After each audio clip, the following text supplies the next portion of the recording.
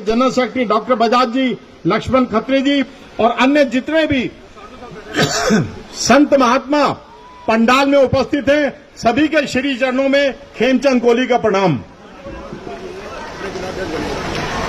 और राजकुमार कोहली जी जो हमारी संस्था के यहाँ के जिलाध्यक्ष बने हैं, उनको भी मैं आज अभिनंदन अभिवादन करता हूं।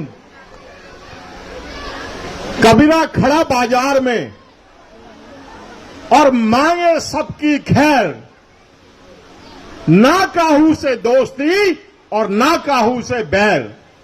दोस्तों, उनके लिखे दोहे जिनके ऊपर मैंने अभी आपको बताया, विश्व के कई देशों में जो है रिसर्च हो रही है, इसी दोहे को देख लीजिए। इसके जो दूसरी लाइन थी कि ना काहू से दोस्ती और ना काहू से बैर। क्यों? क्योंकि साहब जो थे वो साक्षात भगवान थे, उन्हीं को मैं भगवान मानता हूं। उन्होंने ये जो बात बोली तो किस लिए बोली?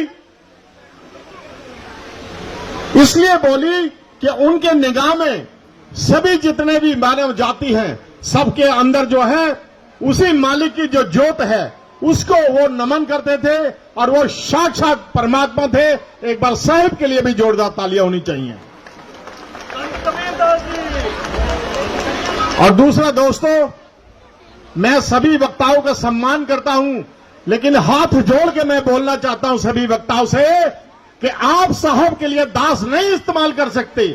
साहब अपने लिए दास इस्तेमाल कर सकते थे, हम हमेशा उनको साहब बोलते हैं। क्या बोलते हैं? ये गलती कभी न करना, क्योंकि हम हमेशा उनको कबीर साहब बोलते हैं और कबीर साहब ही बोलेंगे। क्यों? क्योंकि वो हमारे साक्षात भगवान हैं। क्योंकि उनके दिखाए हुए रास्ते पे चलने पे प्राणी का मोक्ष संभव है, और कोई रास्ता संसार में नहीं है जब प्राणी को मोक्ष मिल सकता है। देखो, उन्होंने हर प्रकार के आडंबरों का, मूर्ति पूजा का और जो गलत रीति रिवाज है उनका खंडन किया। और ऐसा बोलने के लिए कलेजा चाहिए तो वो केवल हमारे भगवान कबीर साहब में था।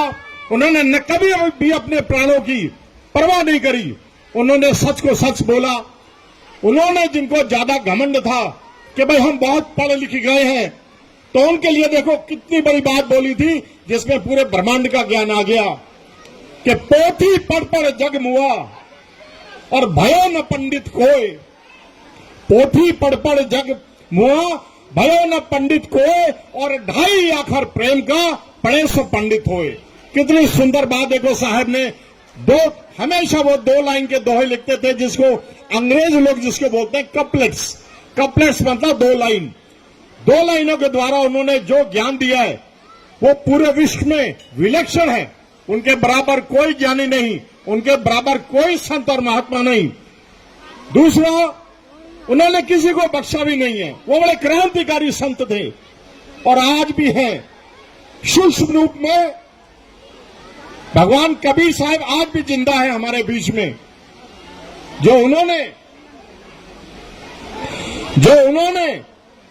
जैसे मैंने बोला किसी को बख्शा नहीं, तो ऐसे ही आज से लगभग 700 साल पहले जब भक्ति काल का समय था, भक्ति काल के समय में बड़े बड़े संत हुए, बड़े बड़े महाराजा हुए। आपने देखा होगा स्वामी भगवान रविदास भी तभी हुए, दादू जी महाराज भी तभी हुए, और तो और रविदास जी की जो चेली बनी मीराबाई भी भक्ति काल में हुई थी। लेकिन पूरे विश्व में अगर आप सारे संत महात्माओं को देखेंगे तो कबीर साहब जैसा कोई नहीं। दूसरा, उन्होंने जिनको ज्यादा घमंड था, उनका घमंड तोड़ने के लिए बड़ी सुंदर बात उन्होंने बोली, जो आज विश्व में जो है एक धरोहर बन गई। जिन लोगों को अपने पैसे का बड़ा घमंड था, उनका घमंड तोड़ने के लिए देखो क्या लिखा कि बड़ा हुआ तो क्या हुआ, और जैसे पेड़ खजूर, बड़ा हुआ तो क्या हुआ, और जैसे पेड़ खजूर और पंथी को छाया नहीं और फल लागे अति दूर। दूसरा, जो लोग गरीब थे जो लोग कम पढ़े लिखे थे, साहब ने उनका मान सम्मान बढ़ाने के लिए, उनका हौसला बढ़ाने के लिए, उनका साहस बढ़ाने के लिए क्या लिखा कि लघुता ते प्रभुता मिले और प्रभुता ते प्रभु दूर, लघुता ते प्रभुता मिले और प्रभुता ते प्रभु दूर, और चींटी शक्कर ले गई और हाथी के सिर दूर। इसका मतलब कि जो बड़ा होता है ये अवश्य नहीं कि वो महान होगा और समाज के लिए उपयोगी होगा।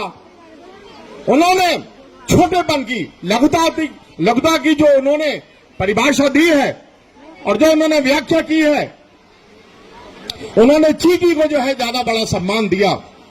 हाथी कितना बड़ा होता है, लेकिन अगर मिट्टी और धूल के अंदर एक चीनी का कण उठाना हो तो हाथी के बस का नहीं है, और हाथी उस चीनी के कण को उठाने के लिए अपने ऊपर धूल पटक लेता है, लेकिन चींटी उस छोटे से चीनी के कण को कितनी सुंदरता से उठा लेती है और सहेज के रखती है।